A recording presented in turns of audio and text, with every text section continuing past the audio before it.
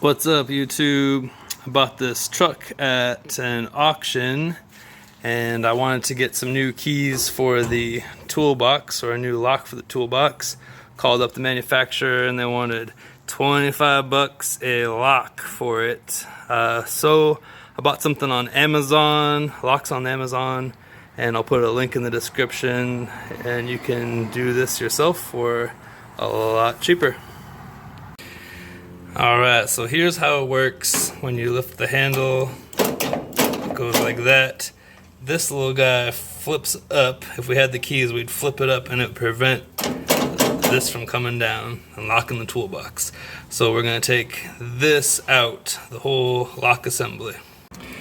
Okay, there's the lock assembly.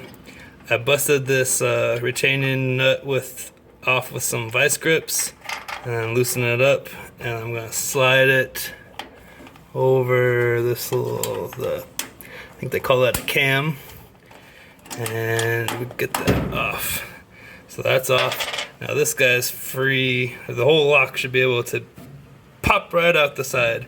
It takes some persuading sometimes.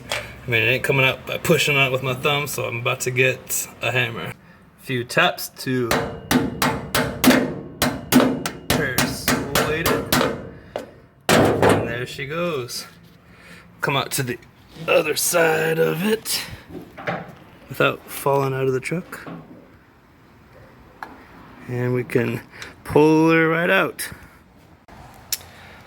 Alright, so here's the one I took off, and here's the one I'm putting on. As you can see, they're a little different. This one has a black rubber washer. I'm guessing works as like a weatherproofing, so I'm gonna put that on here. Why not? The two cams, the things that spin when you turn the key, they are slightly different. This one's a little bit longer and flipped the opposite direction as this one. Save yourself some trouble. Don't try and make this new one you bought work. Just slap the old one on there, and that's what we're gonna do now. The old one is held on by a retaining clip that you can pop out with a screwdriver, and that frees that up. The new one is held on by a Phillips head screw. Taking the old cam and the new lock, putting them together and putting this screw in to hold it in place.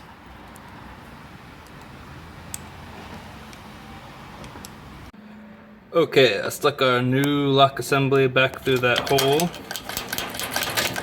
and we're kind of shove it in as far as we can, but as you can see, it's going to take a little persuading.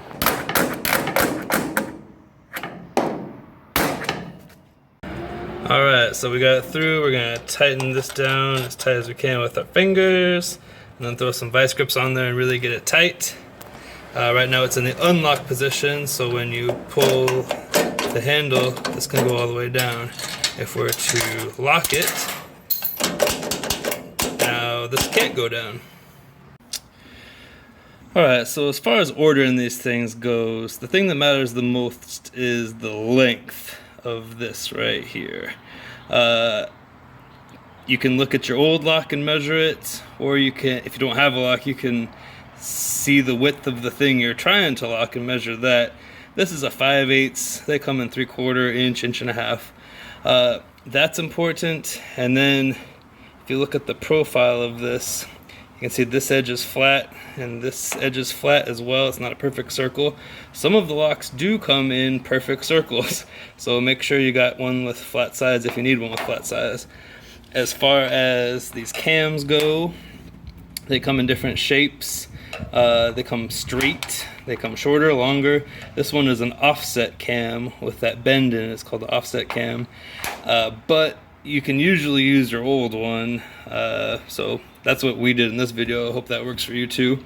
As far as ours goes, we'll give her a test close, and it's good to go. So it's on to the next thing.